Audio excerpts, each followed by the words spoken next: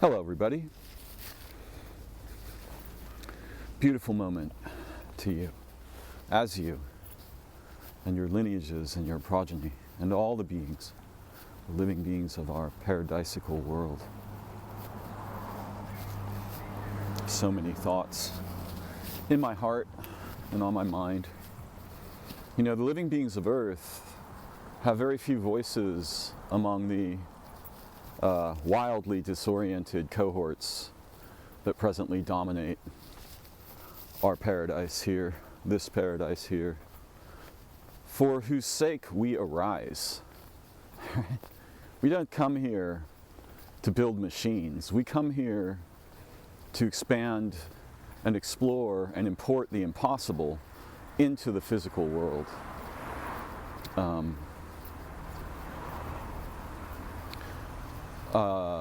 Someone close to me was reading to me last night from the Ohlone Way, and there were descriptions of what was going on in California prior to the colonizing, the lethally malignant colonizing idiots that came here with the technology of projectile weapons and obliterated damn near everything that moved.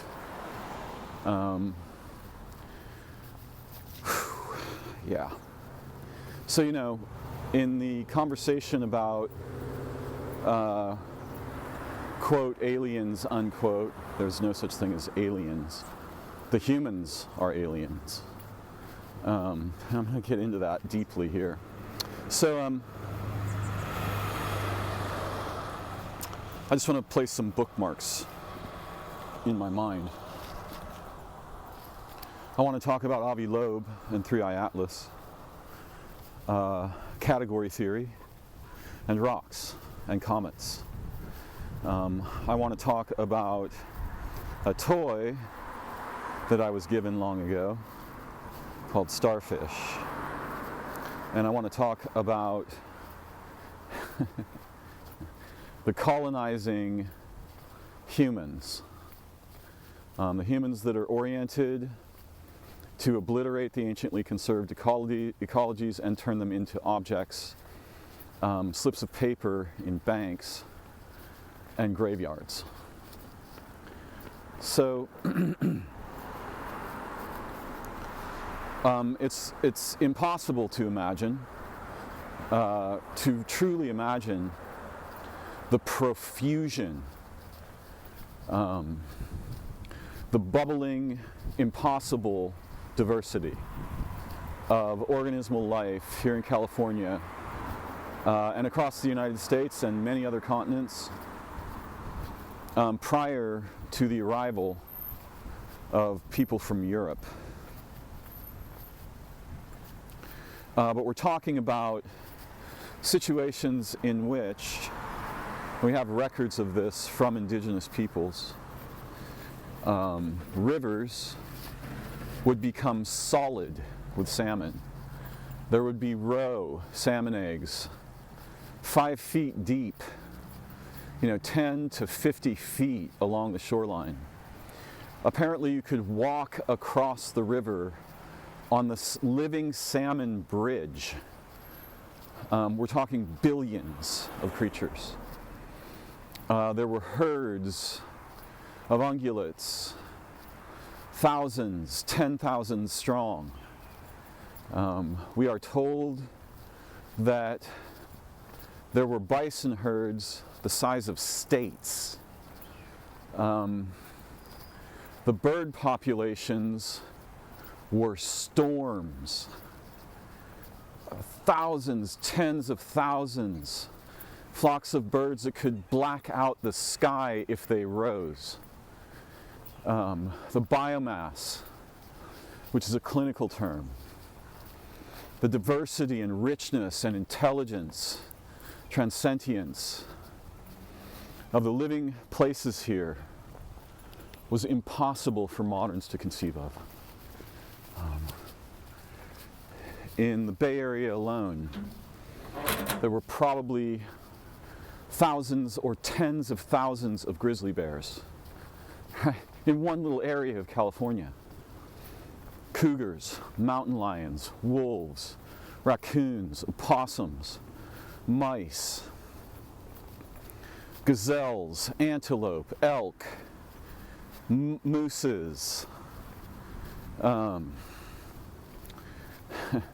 bats, water birds, songbirds, infinities of them. This place was a living paradise. And then, we hear reports from the colonizers who say things like, there's no place on earth with this diversity of life. The grasses were, 3 to 6 feet tall. There were marshlands that covered thousands of acres, waterways, anciently conserved redwood forests everywhere, right? And the colonizing people came here with guns. Life forms can deal with threats, but you can apply to living systems a threat that is too powerful for them to overcome in time, right? So animals can adapt to things like spears and bows and arrows, but it's impossible for them to adapt quickly enough to survive guns. So guns actually shatter biological time. And this should be obvious, right? Because when a bullet hits a living being, it shatters the forward lineage of that being, and it shatters the lineage backward in time. It's a temporal event, right? And the way that the event occurs is by changing physical temporality in such a way as to, quote, accelerate a particle to lethal momentum, right? And when that particle hits a body, there's hydrostatic shock, there's organ damage, there's a terrifying array of injuries that ensue, which are all can be understood not as physical shock, but as temporal shock.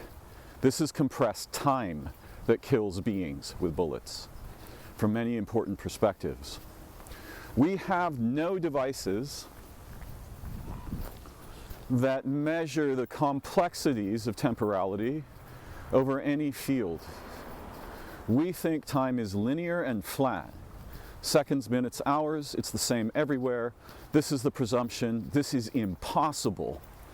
Every biological organism is a unique mode of time and produces modes of time relationally and internally that the humans have no concepts for. None. Zero. They've got nothing. The only concept they have is something like, well, what's the average lifespan of an individual being? Wow, nearly useless in understanding biotemporality. Symbiotemporality, the temporalities that arise in the relationships of living places, the world, the sun, the history and the future of life here. We got nothing, zero about this. And without this, without a better view of this, we cannot become intelligent. This is like getting the idea of light wrong, right? Or the idea of blood wrong. It's just molasses in your veins. It goes along at a rate, that's all. Right?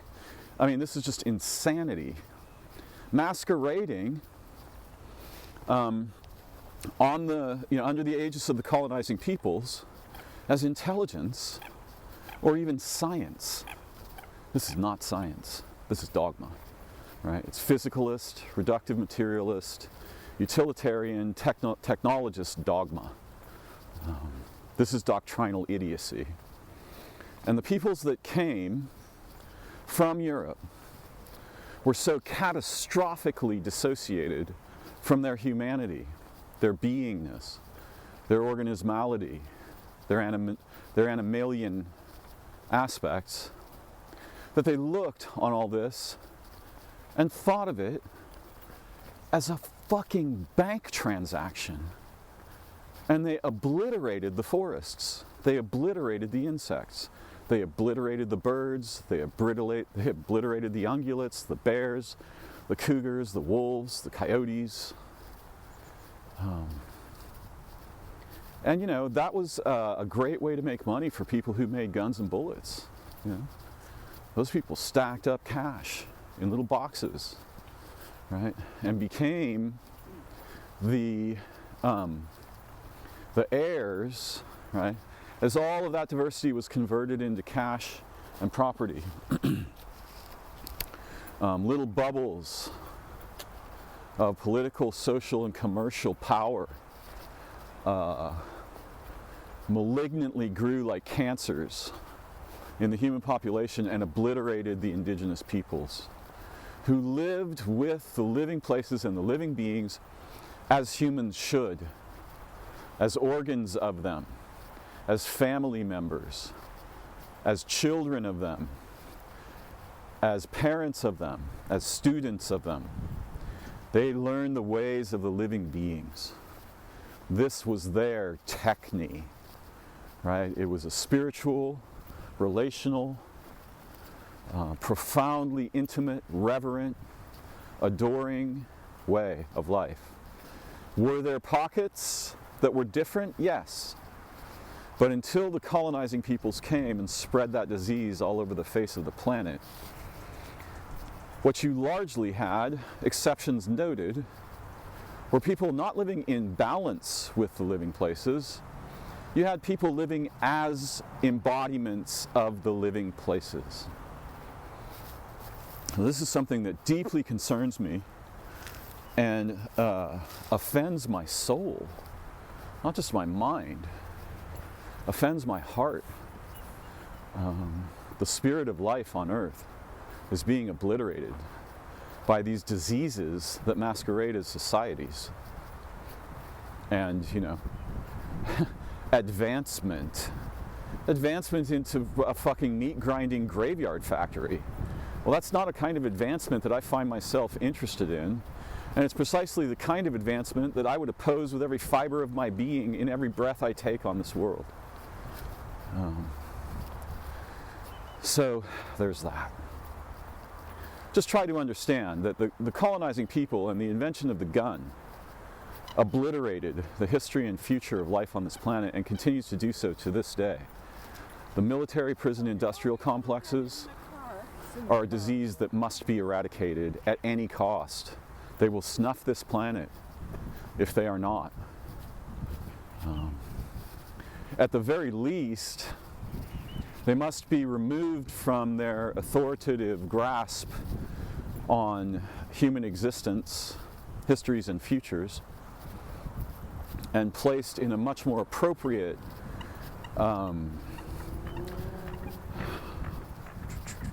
role in the actual service to. This was the promise, right? We serve the people. No, you don't serve the people. You've never been serving the people. You slaughter the people. You slaughter the living beings. Right? We're obliterating the environment to produce fucking battleships. This is insane. There's nothing intelligent about that. Our species is not intelligent at the group level at all. The colonizing aspect of our people is fiercely and effectively hyper-organized.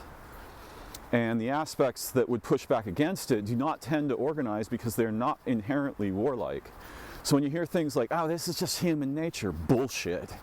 This is not human nature. This is a specific branch of humans and how they were themselves captured by these diseases and then became exemplars of these diseases and then asserted their right to dominance over all beings on this world and continue to do so to this day. So yeah, this is an atrocity. And it gets me fired up. I adore the living beings in this world. Their history and future is my love and my dream. All right, so now we got to talk. Now I want to talk about Avi Loeb. I've heard all kinds of attacks on him. I participate in Facebook primarily to study it, and as I have done for now about 15 years. That thing is lethally malignant. 19 Ways to Sunday. But I was interacting briefly with the page Science Fiction, and apparently one of the males who run that page posted a screed attacking Avi Loeb, claiming that he was a grifter, fame seeker, not a real scientist, and so forth. And I said, I commented, like, this is a bad look for the science fiction page. None of what you're saying is true. Science fiction is about speculation. What the hell are you thinking? You know? And the guy banned me from the page for 30 days and said, your head is full of bullshit, go somewhere else. Right? Now, I didn't take that personally. I think his name was Damien something, which is kind of ironic given the association with that old movie. Oh God, what was it called? The Omen. Right?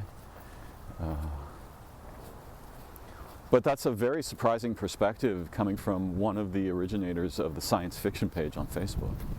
Right? What is in this guy's mind? What the fuck is he thinking? You know? So science, like regular humans, has been captured. And it's been captured by dogma, commerce, war, technology-driven concerns.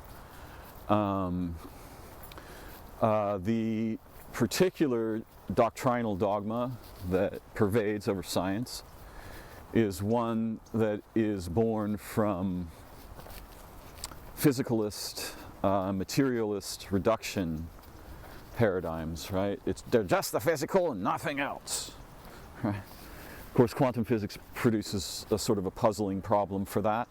Quantum mechanics, I mean.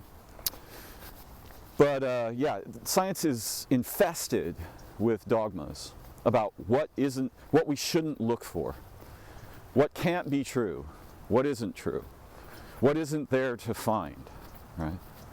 And this infestation is blinding. The same way that for a regular human like you or myself, what we will not allow into our expectation space or our curiosity space, anything that violates the bizarre and domineering dead inside ontologies that limit our capacity to see, learn, grow, understand, become aware of, participate in, explore, and transform our minds, i.e. learning, right?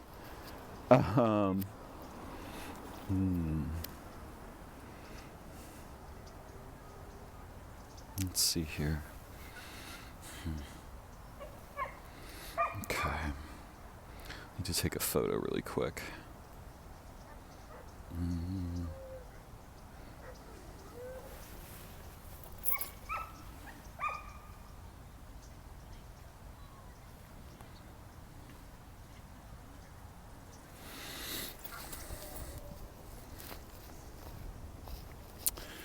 So,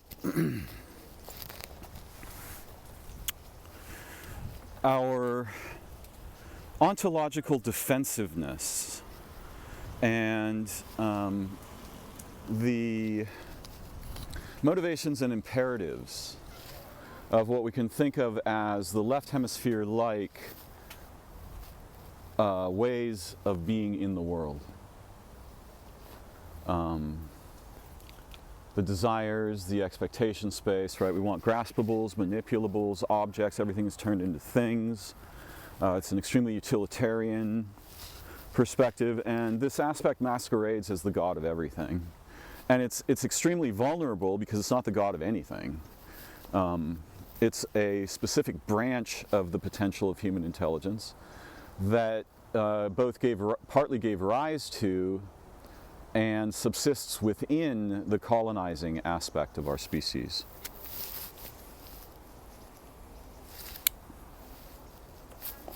This aspect despises novelty, and since everything alive and organic is, rich with novelty, it wants all that stuff dead. It wants to turn that into usable objects and commodities and shit. Graveyards, effectively. And it does the same thing with insight, knowledge, awareness, intelligence, speculation, hypothesis, theoria. It wants all that shit dead, right? And the amazing thing about Avi, the absolutely brilliant thing about Avi, is that from day one, like as a very young child, he was clearly aware of and resistant to this. And it wasn't because he's a grifter or expects to make money. It was because his soul is offended. The spirit of inquiry, the spirit of insight, they are offended by this kind of behavior. And he is passionately and intensely curious and brilliant. And yes, an actual publishing scientist.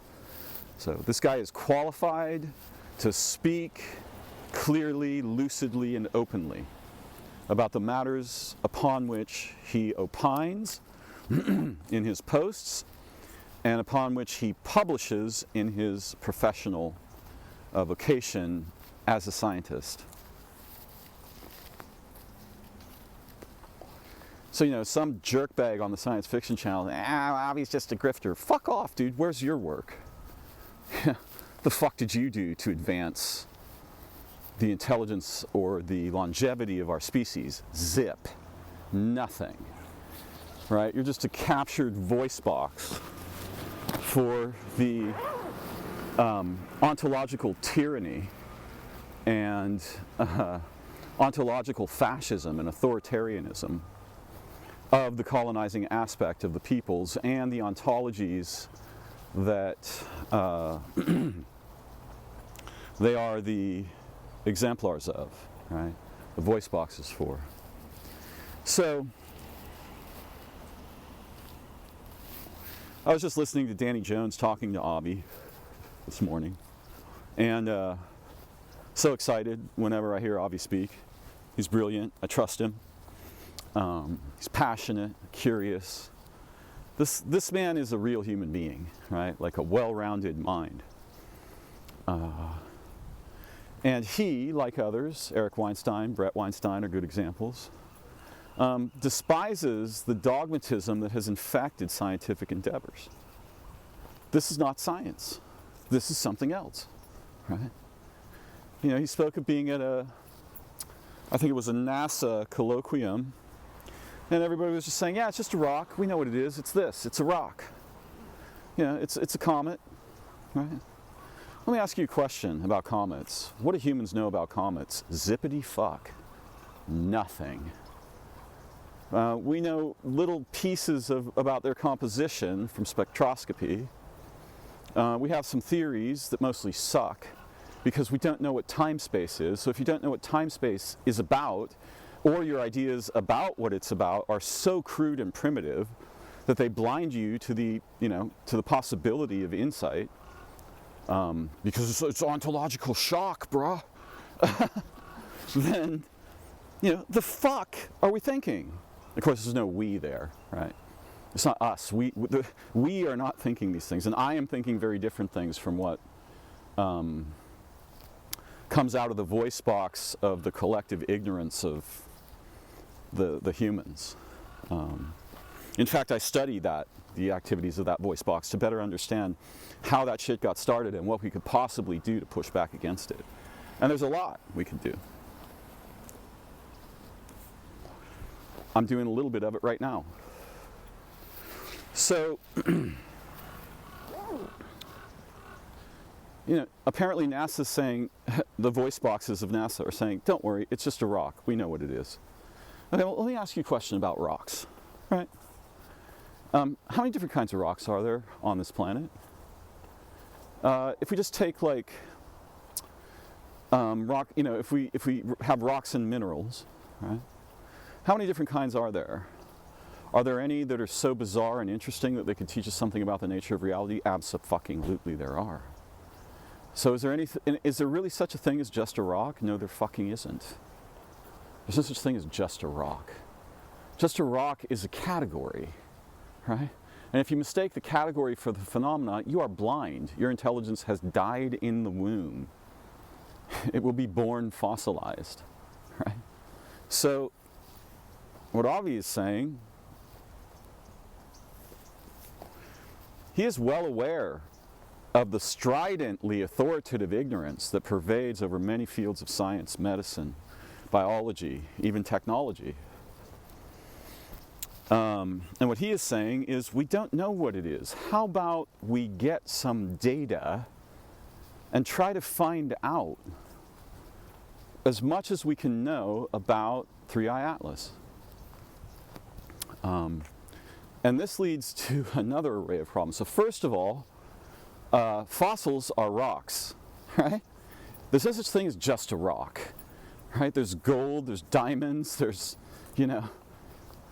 unimaginable. If you look at the rock and mineral collectors, right, who collect exotic examples of stones from deep in the earth and mines and so forth, what you see is this impossible, unimaginably sophisticated diversity of structures, geological structures. You're seeing into the soul of the mineral and stone layers of existence. Yeah? And some of these things are catastrophically beautiful and absolutely defy anything you could possibly imagine without having seen them. You will never imagine them, ever. In fact, when you see them, you experience ontological shock. You think, that can't be true. There can't be stones, rainbow-hued, translucent crystals of unimaginable beauty and sophistication. It's just a rock. Yeah, don't worry, it's just a rock. What? What?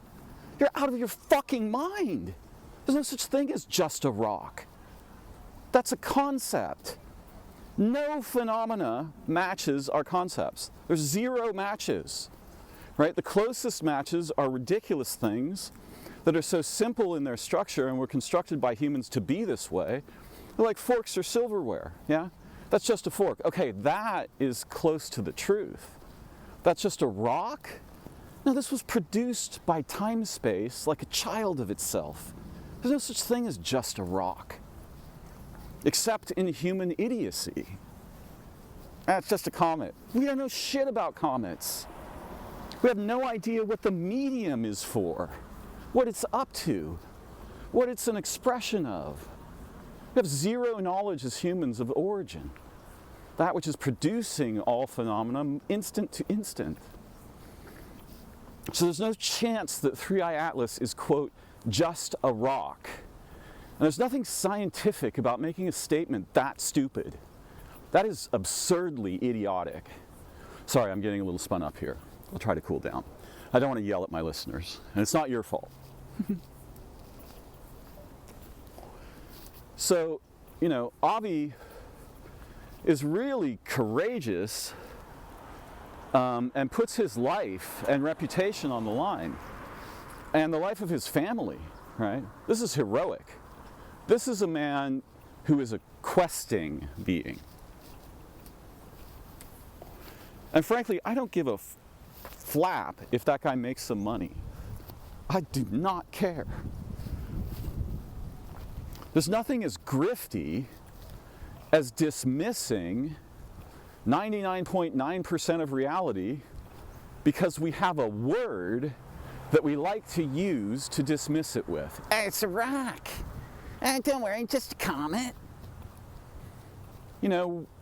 Some country on Earth sent in a typically stupid, typically colonial mindset. Some country sent a probe to an asteroid. Can't remember the name of the asteroid right now. And the goal was to create an explosion on the surface of the asteroid, to blow a bunch of dust into space that we could examine with spectroscopy in order to understand the composition of the rock. Yeah?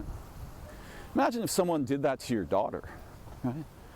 We're going to blow up something on the surface of your daughter so that it sprays a bunch of stuff in the atmosphere, Then we're going to examine that stuff with a spectroscope to determine her composition. Yeah, love it. Oh, God. So, this is ultimately stupid.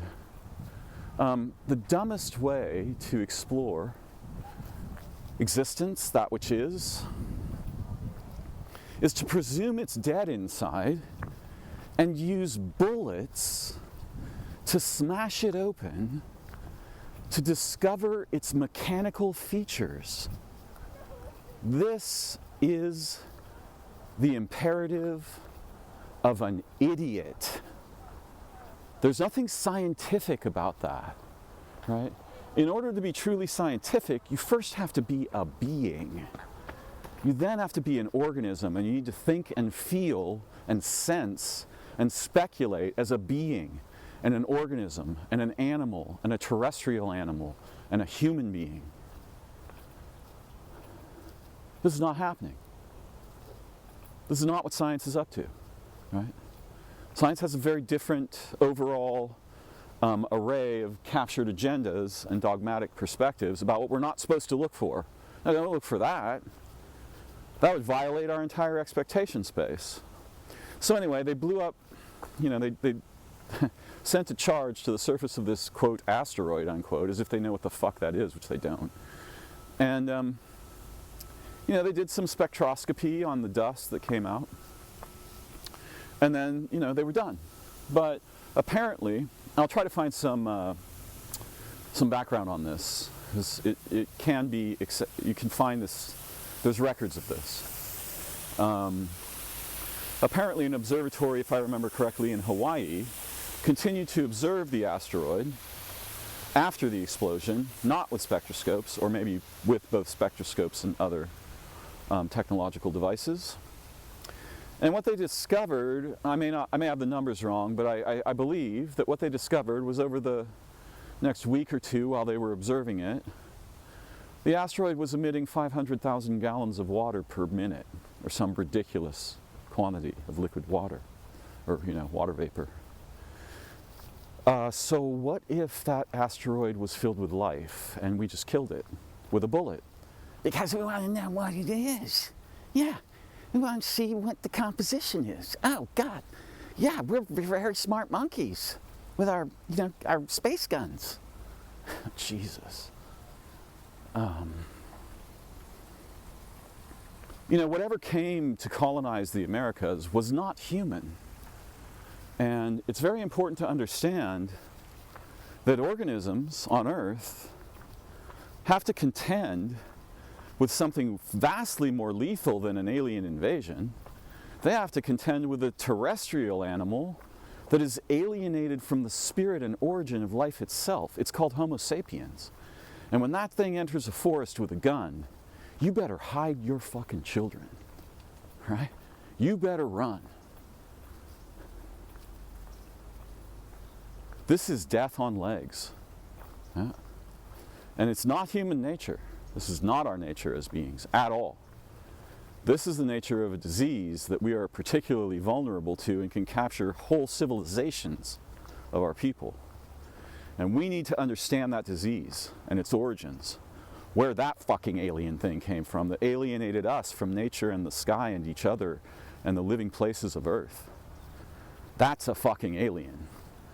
People are like, it's a threat to our national security. No, dude, there's nothing as threatening to your national security as the organs of government and the infrastructure that tables that concern in order to capture human beings and make them its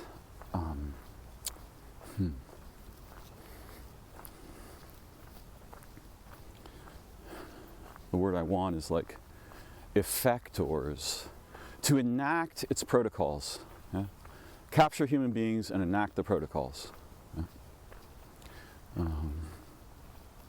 And whenever you see rigid systems of law, social, the absence of communal and social behavior represented as its dead structure in commerce, government, war, prisons, industry. Did anyone even notice that the word industrial is literally in dust trial? Right? We're going to go through a dust trial. What is dust? Dust is the remnants of living beings. And when you collect that dust up, you can bank it. In dust trial. Of course, the word is slightly concatenated, right? There's not two T's. In dust trial. This is something I was shown by the non-human intelligence that was my teacher, whom I revere and trust. Point where it's like the beginning, you're like so, we are the aliens. The human species is the aliens around here. And every living being is terrified of us. Now, there are, it's a topology. Individual humans can be incredibly beneficent, loving, aware. They don't tend to be, because we are also captured by banking systems and the need to pay the rent and the grocery stores and the gas stations and the automobiles and the internet and our smartphones and all of these things. But in the topology of humans, I know individual humans who treat life with reverence and adore the living beings and care for them. I am not always one of those humans. Sometimes I am checked out. Sometimes I am dissociated from my natures. And I must answer for that. I have to take responsibility for that. What I am hopeful of is that I can do something in and as my life that is so beautiful and profound that it offsets the damage I have caused, the pain and the suffering in others that I have caused when I was checked out. Or when I was afraid, when I felt threatened. So, just like rocks, okay? There are different kinds of rocks, yeah? And some of those rocks are so valuable among the humans as commodities that they're worth millions of dollars. God, we should take the word dollar apart. There's literally the word doll in there. It's important. It's a representation. Right? It's got a little doll face on the front of it. That's not an accident. The humans, in some ways, prefer dolls to living beings because dolls aren't novel, don't change, and don't require care. You don't have to feed your doll unless it's a ceremonial doll, in which case you may have to feed it something. Also, the existence of money turns humans into skeletons, which are basically dolls. Right? So, yeah, just imagine something that if its light would shine on you, all of your flesh would just shrivel up and evaporate, and just the skeletal remains would be left. This is how science is viewing existence and the universe and time-space and the Earth.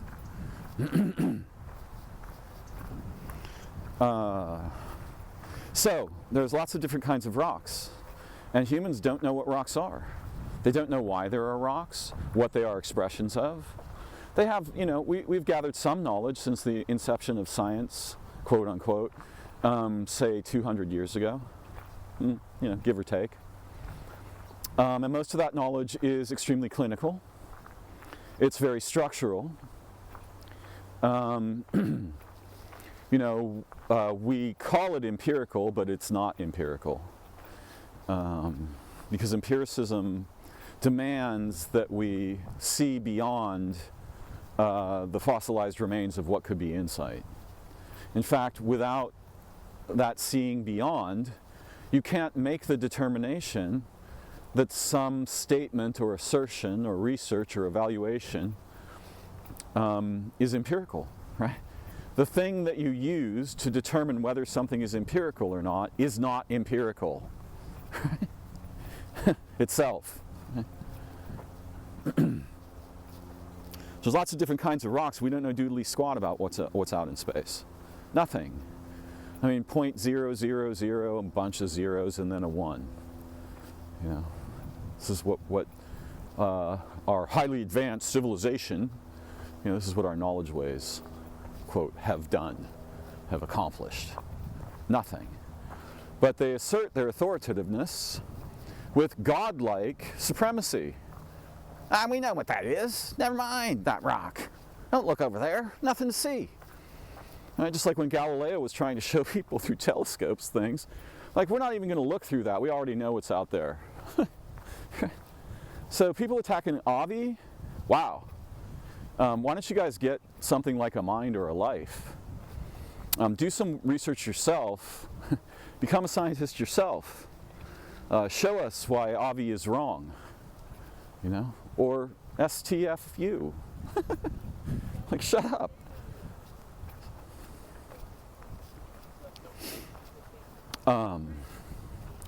There must be vastly different modes and forms of the phenomena that we categorize as space stuff, and particularly space rocks.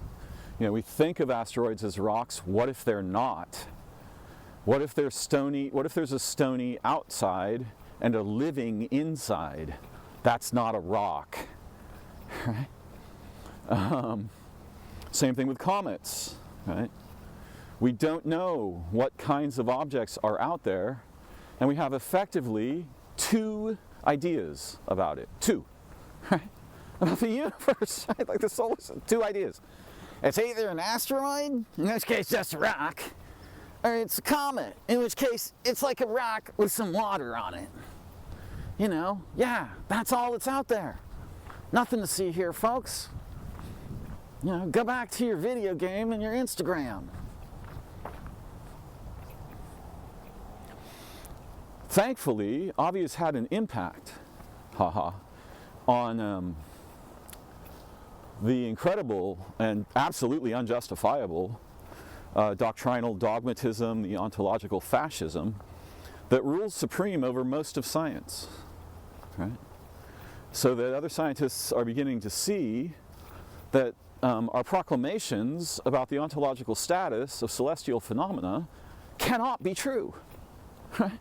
And they are certainly nowhere near complete at all. The same defensive blindness with which an insecure human makes categorical, authoritative statements about identity in the phenomenal universe, right? That's a this. Right? That same authority has infected science, and we need to understand something very important about this. People who are thusly affected will not see phenomena. They will only see that which doesn't threaten the existing doctrinal fascism that dominates their thinking, right? Their conceptualization, their naming of things. This is the death of anything resembling intelligence, and our true nature is not merely intelligence, it's transcendence, right? Which makes intelligence look rather trivial in comparison. So we need to understand that science is pre-blinded. You will be punished, you'll be evicted, you'll be destroyed, your career will be ruined, all of your academic work will have been for naught, you may be killed, or you might be conscripted to some, who knows what, weapons project, placed in, any of a number of terrible outcomes may ensue if you are courageous enough to say anything that could even draw into question the dogmas that prevail in research. We've seen this, I've seen this in my own lifetime hundreds of times, right?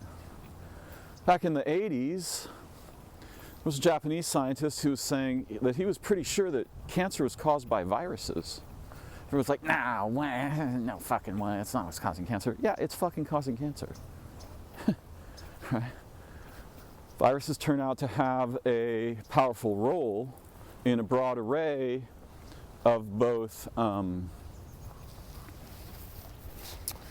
positive and negative health situations, including cancer. This scientist had found viruses in cancerous tissue that were unlike those in the rest of the body, and naturally suspected there's a there's a relationship here. May not be causal, but it's not merely correlation. And that guy was roundly, dismissed, as thousands of scientists and ordinary people who make discoveries are routinely dismissed or destroyed.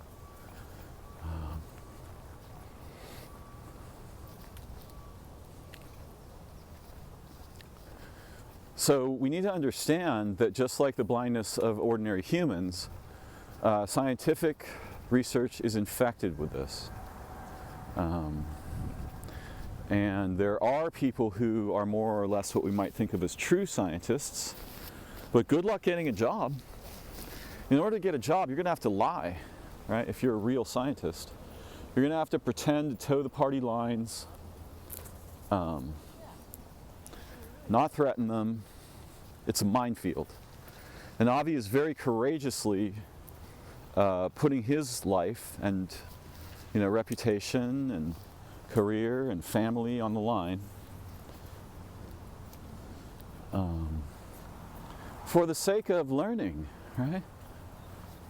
For the sake of seeing better, more deeply, more truly, more beautifully, more humanely. So, am I an Avi fan? Yeah, I am a fan. I'm a fan of people who will not play ball with lies. And what science is mostly doing, a lot, is lying. And when it's not lying, it's arming the colonizing aspect of our people with an endless array of ever more advanced weapons. Think about Roundup. How many people, how many beings, how many animals, how many plants has that shit obliterated? Monsanto is a living demon. Bayer, a demon. Those things should be put to the torch. Not the living places, not the living beings. All right, where am I going here? So, yeah, we don't have any idea what's out there. And Avi just wants to know more about it. He's a big fan of ontological shock because that's the same thing as learning. So he definitely wants some ontological shock. And I'm all in. I'm up for ontological shock too. Because what's the other option? So your mind becomes a fossil of what it could have been, and you're very certain of its structured hardness and all that you have to lie about to maintain that structure? No. Fuck that. That's bullshit. Every child knows this is wrong. Every mother knows this is wrong. Every father knows this is wrong. Unless and until they have to go to work. And then you have to know what you can't talk about, what you're not allowed to perceive, what you're not allowed to notice, what you're not allowed to be or become at risk of death or, isolation.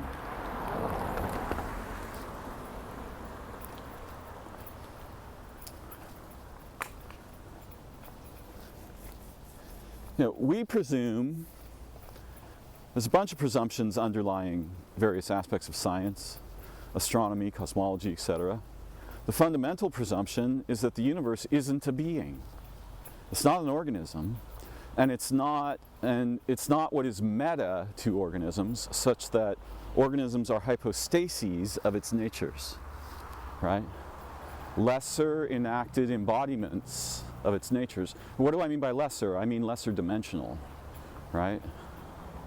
And if time, space, or the universe is alive or more than alive, if there is a pervading intelligence or transsentience, we will never notice it because we decided that wasn't the case, and no one wants to entertain this.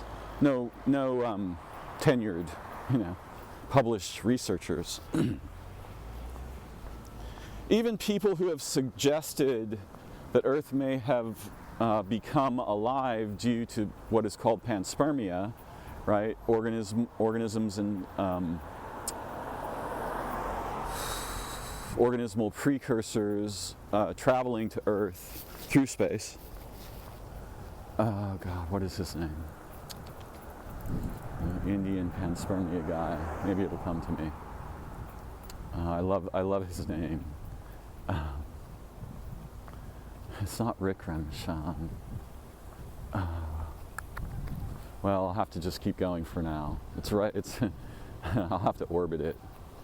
You know, research that any research that threatens the established dogma is just dismissed, right? So if science were a person, it would literally refuse to see something like 80% of the phenomenal universe as its first move. Right? We're not going to look because we already know that isn't possible, that isn't true. That's not science, right? That is dogma. And Avi is very upset about this dogma, as am I, as is anyone who cares about science. Do you have to defend yourself from wild claims? Yes, you do. This is also part of science. But if your defense is so robust that it shuts down your capacity to perceive what exists, that's too much defense. Way too much defense, right? Now the whole scientific endeavor collapses around these imperatives, which are mostly enforced not by scientists, but by the infrastructures that capture them. And so they become, you know, conscripted to the imperatives of the infrastructure. Okay, that's most of my bookmarks, but there's one left. So in the beginning of my experience, I'm going to guess this was around month 2. So this would be something like May 2002. The NHI that was with my mind and teaching me, when I asked it about, initially so first of all, when I ask it questions, these questions aren't in language, although I may form them in my mind in language. And it doesn't respond in language. It responds with showing me multi-dimensional, right? Not just like a movie, but the information has a vast profusion of extra dimensions such that you can see histories, you can see non-ordinary features of the situation, you can see futures, you can see something like the energetic or spiritual aspects of what is being shown. You can see meaning. You don't have to derive meaning. The meaning is in it, in the experience of the transfer of information. It's not even information. I don't know what to call it. Vision? Yeah, it's visioneering? I don't even know. But they never answered questions declaratively. They never said, this is a this, that is a that. They always spoke as in terms of as ifs, think or see as if, and then they would give me 5 or 6 different as ifs in response to any question. And if I continued to ask the question, those would be expanded dramatically with new as ifs that reconnotated and essentially explosively expanded the reception intelligence that I experienced. With each re-asking of a question. With them, the best thing you can do is to just keep asking a really important question over and over again. You will receive an education unlike anything humans can ordinarily imagine or experience. So it's not like asking a human a question at all. But one of the things they showed me was this toy, which I call starFish. And they showed me many different things, not just this one. But this is the one that I thought the humans might find exciting, and so I was careful to translate and preserve this one. So imagine that they say, we are a rock in space, And then they say, you are us. And obviously, we are on a rock in space, right?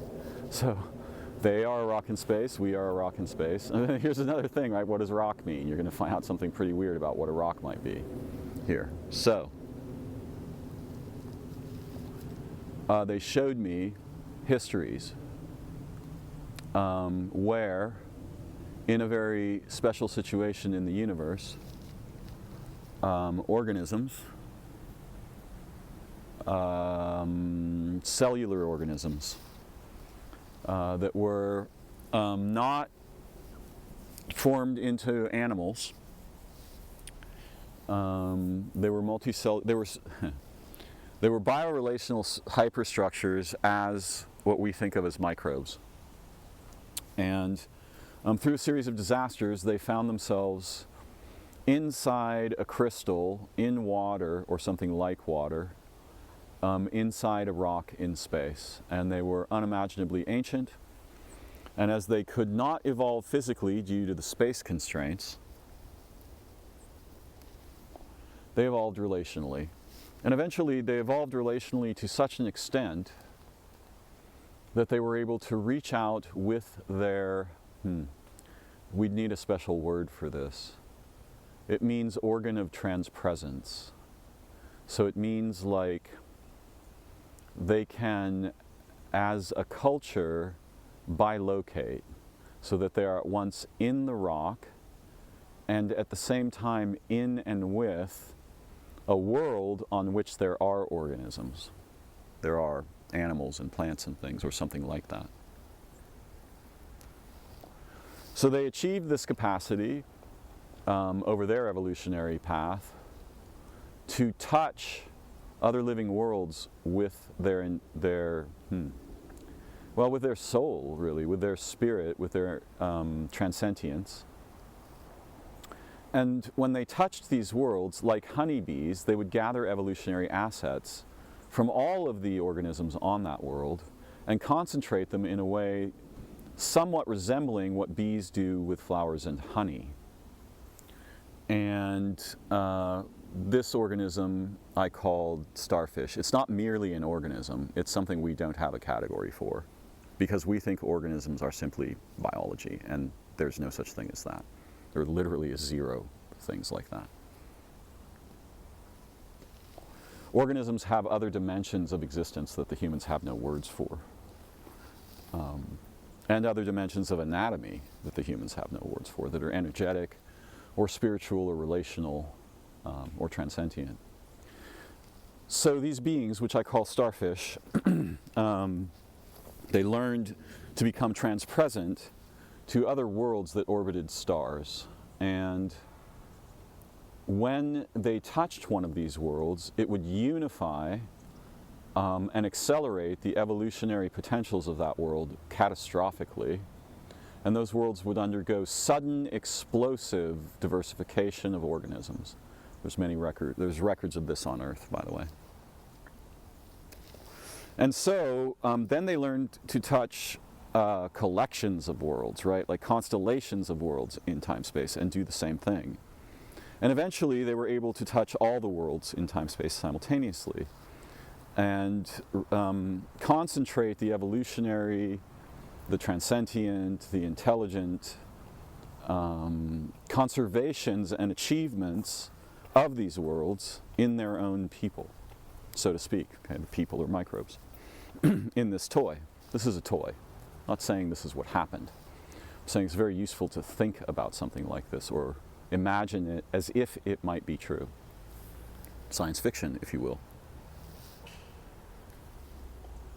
But this is less fictional than most of the things I've ever heard from science fiction. Okay, so they were traveling through time-space. They're super ancient. They have to absorb energy from features of the intergalactic or interstellar medium because they're not orbiting a star. They're travelers, right? Like 3I Atlas might be. And eventually what happens in this toy is that they enter our solar system, they crash into the moon, some of the matter from the living ship that they inhabit lands on the moon. Some of it bounces back into space, and some of it lands on Earth, which may or may not, in this toy, already be an organic world. And so features of their intelligence and history and lineage mate, if you will, with features of the Earth's living organic intelligence, history, and lineages. And now they can evolve physically. And so the vast diversity of living forms that you see on Earth are their children. We are their children. We particularly are their children. But we don't know any of this and are unlikely to imagine it except as a science fiction story, thus find it dismissible and so forth. So we are the starfish. They and us are the same thing.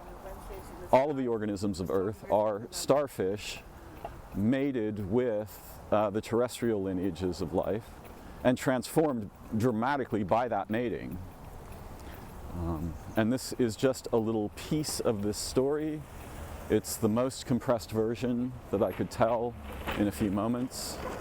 It ruined my mind forever and changed everything that I thought about everything I ever thought. In fact, receiving this story from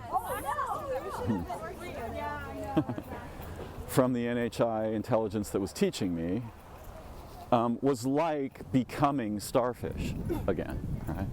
It was like being resurrected to my nature. Good to see you, man. It changed me forever. And it didn't change me because, quote, I believe it. Right? One doesn't have to believe things to be changed by them. I don't know where humans got this idea. Belief is really dangerous. What you want is insight, right? You want to see better. And to see better, you have to entertain things that you know can't be true or that you strongly suspect aren't true. Because you need perspectival liberty, yeah, in order to experience insight. I mean, they're co-generative, right? Perspectival liberty generates insight. Insight tends to generate new forms of perspectival liberty. So that's what I'm after, right? So yeah, that's the tiny version of the starfish story. They still exist. Oh yeah, there's one more feature. They still exist, and parts of their stone are still local. And they're still doing that thing, right, where they transpresence over vast fields of living worlds and accelerate the evolution, the biodiversity, the intelligence, the transcendence of these worlds every time they touch them. And they are producing a sort of concentrated elixir of this that resembles honey, which nourishes and accelerates their own development. And anytime they touch the earth, or particularly a fragment of that stone comes near the earth, there's an explosion of evolutionary diversification and advancement. We are them. But we have been captured by other forces, the things I call thrisps, which can also be seen from another, I think should be seen from another perspective, that of the concept of egregores, right? Which are the forms that collections of human minds produce in a space we don't usually imagine, that is sometimes referred to as astral space. I think that's a misnomer and is dangerously value-laden, so I would just call that the network of human minds or the human cognition. Usually, though I think the egregore theory is quite profound and worthy of deep consideration. By the way, you know, when I was speaking about the incredible diversity of life here in California, even here in the Bay Area, prior to the arrival of the colonizing aliens, the alienated colonizers, whose primary goal was just to burn all that down and create dead structure and so forth, the Earth herself was stashing resources, actual resources, not commodities, for the sake of weathering crises, because living worlds in time-space are very vulnerable, and they will undergo catastrophic crises. And when these crises occur, the specific degree of richness of organic life and the diversification of forms acts as a buffer to absorb the damage and resurrect the planet after the damage, right? So humans are doing the opposite thing of nature and animals and organisms. They're just burning all that down and turning it into commodities, right? So they're eating up all of that buffer that would otherwise protect our world from local catastrophes or unexpected shifts in the sun, methane release, strikes from rocks from space, and so forth. And the Earth is transcendent. She knows about these threats. She has become aware of the threats the humans comprise. And my bet is she sent out a series of SOSs because she has many friends, and is quite famous in her way. And those friends are going to respond, and they're not going to be friendly to the colonizing humans. In the same way we would, attack a cancer in a pregnant mother with great care and concern and enthusiasm, though we would probably attack it technologically, which is not always the right move. They will, what you don't want is to call the network engineers. And what do I mean by the network engineers? The beings that pervade over the interplanetary and interstellar networks that unify in real time, instant to instant, all living worlds, all stars in the physical layer and beyond it. So these are some of my thoughts for today. I'm fairly pleased with what I've been able to articulate here. I'm not egoically pleased, I'm just, pragmatically pleased. I managed to approach my goal, to essay it, So grateful to you, the living beings of this world, the sun, the moon, the planets, the stars, Avi Loeb, Three-Eye Atlas, and those of us who seek insight and hope for the liberation and preservation and adoration of our paradisical world, whom I adore with my whole heart and would gladly give my life to preserve without a second thought. I wish you beauty, insight, liberation, health, well-being, the efflorescence of your development of your soul and your mind, your awareness and your heart, your spirit, your lineages, your family, and the concerns that you brought to this incarnation as a human being. May you be fulfilled. Thank you for joining me. Please take a moment to like, share, comment, ask a question, level a criticism. I will respond to every comment. Particularly appreciate those of you who are new to the channel and who make it to the end of my recordings. Let me know you made it here. Leave a little flag on YouTube. It helps. Every little bit helps. Not trying to be famous, not trying to make money. My channel is unmonetized. I don't allow advertising on my channel. So any support that feels natural for you to give will be deeply appreciated and will contribute to my continuing speculative inspirations. Thank you for joining me. I look forward to learning together again very soon. Bye-bye for now.